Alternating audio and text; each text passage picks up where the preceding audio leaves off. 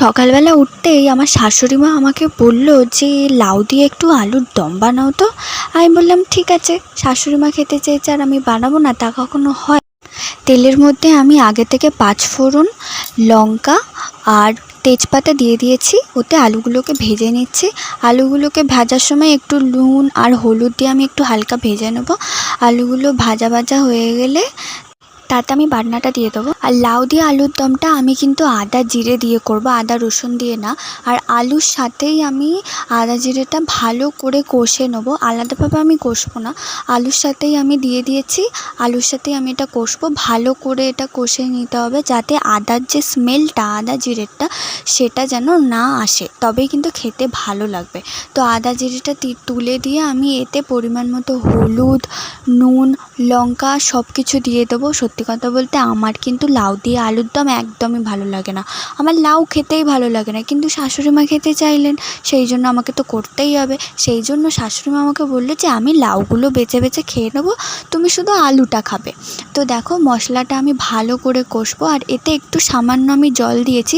আমি আদা জিরে বাটনা বেটে যে জলটা পেয়েছি ওই জলটা আমি রেখে দিয়েছিলাম।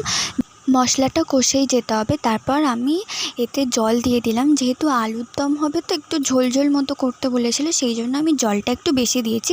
পারলে তোমরা যেরকম খেতে চাইবে সেরকম দেবে। তো জলটা দেওয়ার পর আমি লাউগুলো ওতে তুলে দিচ্ছি। আর লাউগুলো তুলতে সত্যি কথা বলতে জলে যখন লাউগুলো তুলছি দেখতে এতটা সুন্দর লাগছে, কালারফুল আর সাদা সাদা লাউ, তো দেখতে খুব সুন্দর এবার আমি কিছুক্ষণ ঢাকা দিয়ে রেখে দেবো হালকা জোর দিয়ে। ফুটে গেছে তরকারিটা, ফুটে যাওয়ার পর আমি আস্তে দিয়ে তরকারিটা একবার দেখবো যে আলুগুলো হালকা সিদ্ধ হয়েছে কি। তো দেখো তরকারিটা কি সুন্দর দেখতে লাগছে, কালারফুল। আর আলুগুলো টিপে টিপে দেখছিলাম যে সেদ্ধ তো একটু কমই হয়েছে, আর একটু সেদ্ধ হবে। সেই জন্য তরকারিটা আমি উল্টে দিয়ে আর চাপা দিয়ে আরও কিছুক্ষণ রেখে দিলাম। তো দেখো কিছুক্ষণ পরে আমি আবার চাপাটা খুলছি। এবার নিশ্চয়ই আলুগুলো পুরো সিদ্ধ হয়ে গেছে।